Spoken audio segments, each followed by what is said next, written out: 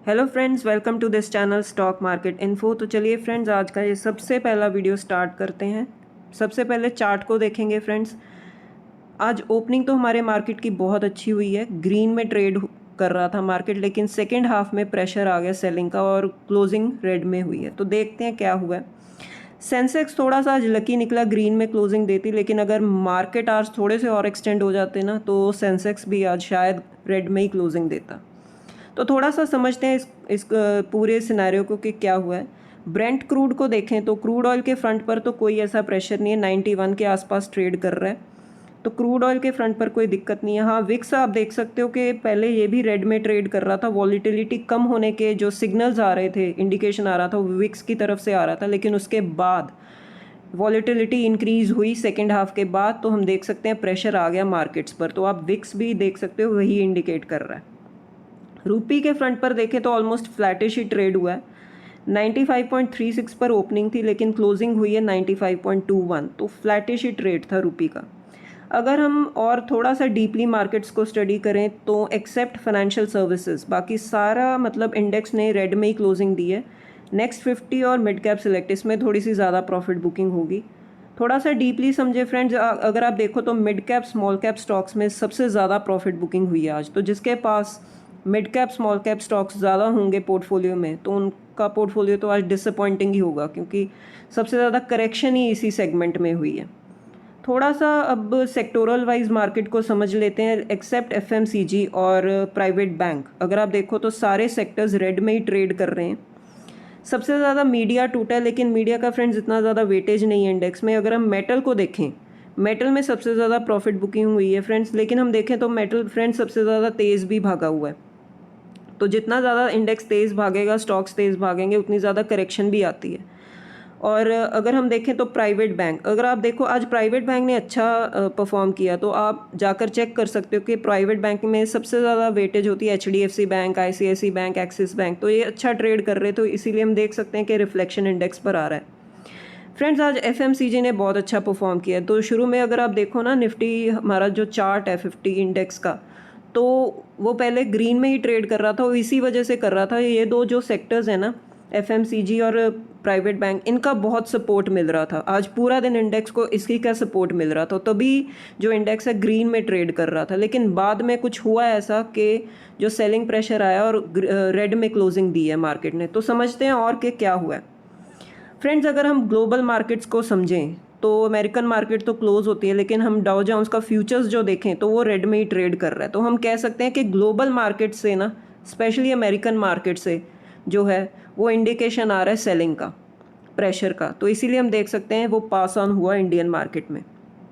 जो नैस्डैक भी है वो भी बहुत ज़्यादा कह सकते हो आपके ब्रूटली क्रैश हो गया, 343 पॉइंट्स का जो क्रैश शो कर रहा है। तो नैस्डैक तो फ्रेंड्स सिंपली आप इसको कनेक्ट कर सकते हो एआई और सेमीकंडक्टर के साथ। जो अब ये थीम्स है ना, इसमें अब ना फॉरेन इन्वेस्टर्स, ये बोला जा रहा है कि इसमें अब प्रॉफिट बुकिंग होनी शुरू हो चुकी है, और इन्वेस्टमेंट्स भी आ रही हैं, लेकिन हल्की हल्की प्रॉफिट बुकिंग भी होनी शुरू हो चुकी है। तो इसीलिए हम देख रहे हैं कि नैस्डैक जो है वॉलेटाइल हो गया। इसका रिफ्लेक्शन हम देख सकते हैं फ्रेंड्स इनके स्टॉक्स में भी। तो अगर आप कोस्पी को भी देखो, ये साउथ कोरिया का इंडेक्स है, ये बहुत वॉलेटाइल हो गया फ्रेंड्स। अब जो एआई थीम है, सेमीकंडक्टर, ये सभी जो सेक्टर्स हैं, जो कंपनीज हैं या इंडेक्स हैं, अब वॉलेटाइल हो चुके हैं। आज एक दिन तेज़ी दिखाते हैं, अगले 2 दिन मंदी दिखा देते हैं, फिर से तेज़ी या मंदी। ये वॉलेटिलिटी शो हो रही है, इनकी अनसर्टेनिटी शो हो रही है। ये रिफ्लेक्ट करता है कि प्रॉफिट बुकिंग होनी शुरू हो चुकी है। तो आप कोस्पी को देखो, कल 8% तेज़ था, आज 4.5% डाउन है। सेम आप ताइवान के इंडेक्स को देखो, आप 3.5% से ज़्यादा डाउन है।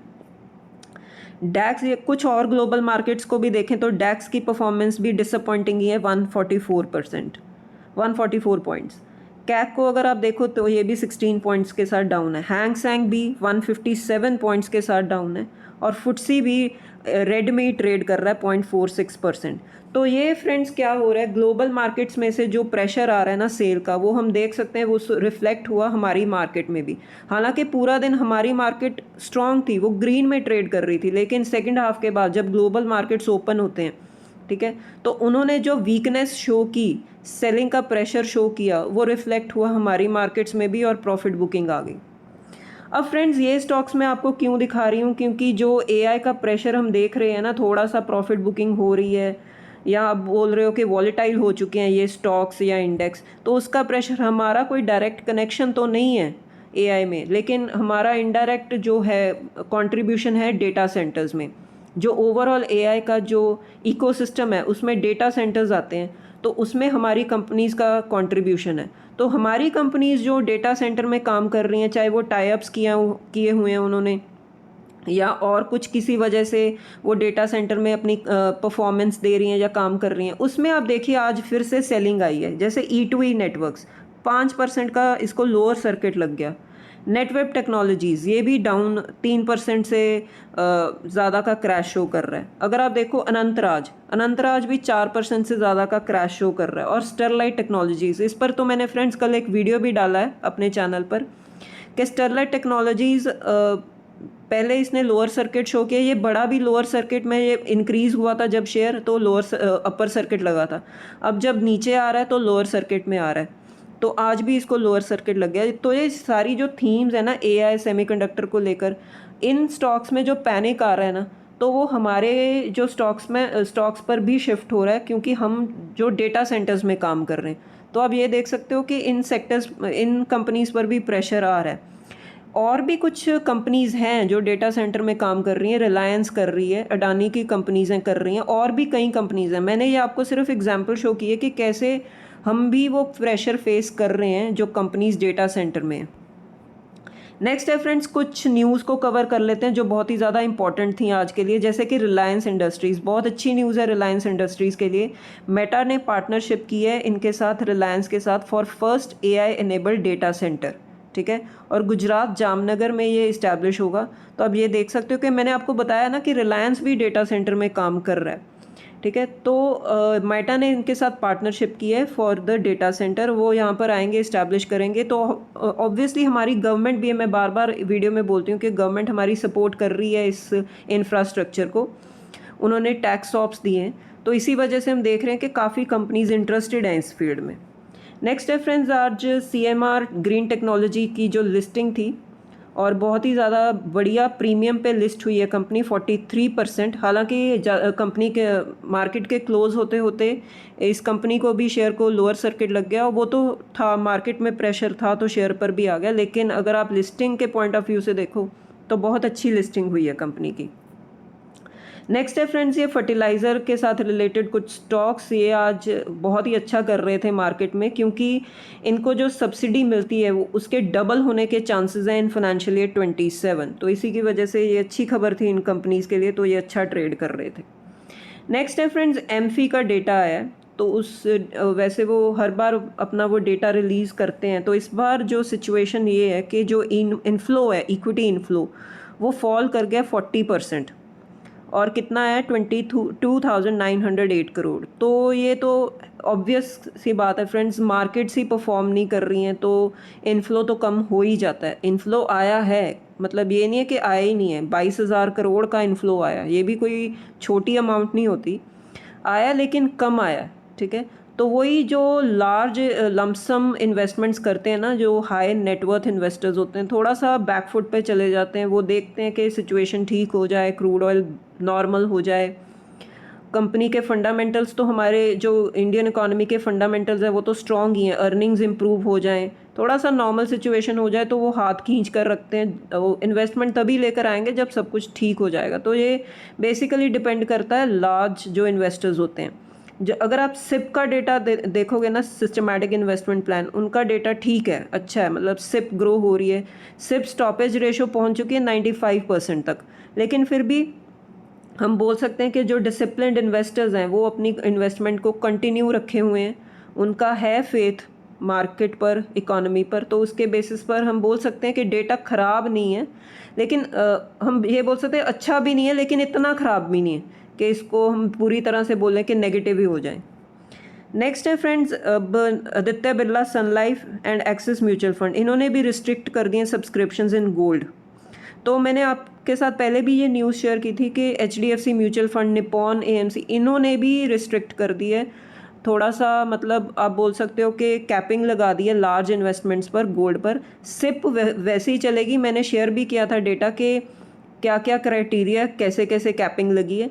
तो ये कैपिंग तो लगनी है फ्रेंड्स, क्योंकि गोल्ड का इंपोर्ट ही हम जैसे कि इंपोर्ट ड्यूटी बढ़ा दी है, इंक्रीज़ कर दी है, तो गोल्ड कैसे हम मतलब अलाउ करेंगे इसमें सब्सक्रिप्शंस, तो ये पॉसिबल ही नहीं है। तो ऑलमोस्ट हर म्यूचुअल फंड कंपनी ये अब स्टेप ले रही है। नेक्स्ट है फ्रेंड्स एक और बहुत ही अच्छी न्यूज़, जो मेटा प्लेटफॉर्म है, इन्होंने पार्टनरशिप की है इस कंपनी के साथ, क्लीन मैक्स एनवीरो। वो एंटर कर रहे हैं रिन्यूएबल एनर्जी सेक्टर और उनका टारगेट है 900 मेगावाट। ठीक है, तो ये इस कंपनी के लिए बहुत ही अच्छी बात थी, तो बहुत ही अच्छा परफॉर्म किया इस कंपनी ने मार्केट में। नेक्स्ट है फ्रेंड्स बहुत ही ज़्यादा डिसअपॉइंटिंग न्यूज़ कि एफआईआईज़ की जो वेटेज है in financial sector and in IT sector बहुत ही ज़्यादा लो हो चुकी है। फाइनेंशियल सेक्टर में तो 16 मंथ लो पे जा चुकी है, और आईटी में तो मतलब वो तो है ही है, आईटी सेक्टर तो बहुत ही ज़्यादा अब ओवरसोल्ड कैटेगरी में जा चुका है, तो कोई इन्वेस्टमेंट ही नहीं है। तो दो सेक्टर्स में बहुत ही ज़्यादा डिसअपॉइंटिंग परफॉर्मेंस है। अगर आप ये चार्ट भी देखो तो एफआईज़ की सेलिंग कंटिन्यूसली इंक्रीज़ ही होती जा रही है। अगर आप देखो तो जनवरी 21 से लेकर जनवरी 26 का डेटा है ये। अब आप देखो तो बीच बीच में बाइंग होती है, आप देख रहे हो ये माउंटेन्स छोटी छोटी बन रही हैं, बीच बीच में बाइंग होती है, लेकिन सेलिंग का जो उनका जो प्रपोर्शन है वो ज़्यादा है। तो एफआईआईज़ की वेटेज रिड्यूस होना भी मतलब बहुत ज़्यादा हम ये नहीं बोल सकते कि सेलिब्रेट करने वाली बात तो नहीं है। फ़ंड का आउटफ्लो होना बहुत अच्छी बात नहीं होती, लेकिन इनफ्लो डेफिनेटली इंक्रीज़ होना चाहिए, तो ये डेटा बिल्कुल भी अच्छा नहीं है।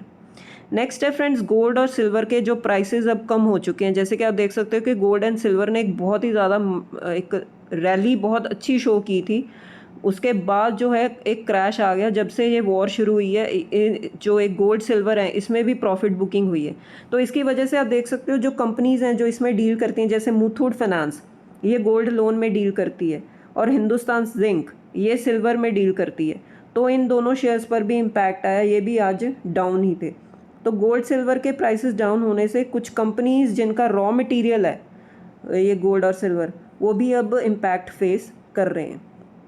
नेक्स्ट है फ्रेंड्स जो एमफी का डेटा आया उसमें ये भी एक इन्फॉर्मेशन होती है कि गोल्ड ईटीएफ्स उसमें रिकॉर्ड आउटफ्लो शो किया है, लेकिन सिल्वर ईटीएफ ने गेन किया है 2133 करोड़ के साथ। गोल्ड का तो अंडरस्टूड है फ्रेंड्स कि गोल्ड हमने नहीं लेना, क्योंकि फॉरेन जो हमारा करेंसी पर प्रेशर आता है, डॉलर आउटफ्लो हो जाता है।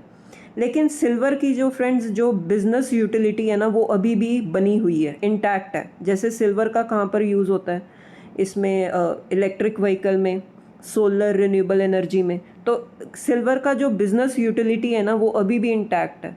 तभी हम देख रहे हैं कि सिल्वर में क्रैक तो आया है, डाउनफॉल तो आया है, लेकिन वो अभी भी इतना ज़्यादा हम कह सकते हैं डीप क्रैश नहीं है, अभी भी स्टेबल ही शो कर रहा है। वॉलेटाइल ज़रूर है थोड़े टाइम के लिए, लेकिन जो सिल्वर की बिज़नेस यूटिलिटी अभी भी इंटैक्ट है ना, उसकी वजह से हम देख सकते हैं कि सिल्वर में ज़्यादा प्रॉफिट बुकिंग नहीं हुई। नेक्स्ट है फ्रेंड्स हेक्सागन न्यूट्रिशन आईपीओ, इसकी आज अलॉटमेंट है, तो अगर किसी ने भी अप्लाई किया होगा तो आप चेक कर सकते हो कि अलॉटमेंट हुई है कि नहीं हुई। तो आप शेयर भी कर सकते हो कमेंट में कि आपको शेयर अलॉट हुए हैं कि नहीं हुए।